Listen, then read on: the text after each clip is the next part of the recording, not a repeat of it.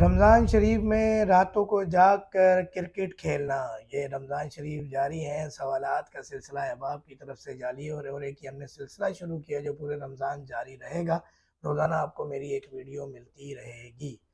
تو یہ کیسا ہے بھائی جان؟ بات یہ ہے، رات کو تراویحوں کے بعد سو جانا سنت بھی ہے اور صحت کے لیے بہت زیادہ فائدہ مند ہے۔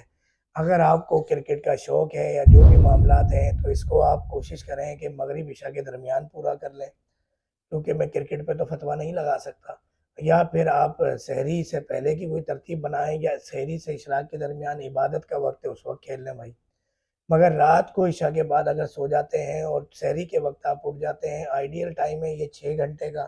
5 گھنٹے کا اگر آپ یہ نیند پوری کر لیتے ہیں اور اپنی بقایا نیند کی کمی ظہر اور عصر کے درمیان 2 گھنٹے میں کر لیتے ہیں تو آپ کی صحت بہترین رہے گی اور روزے رمضان آپ کے لیے بہت ہی فائدہ مند ثابت ہوں گے۔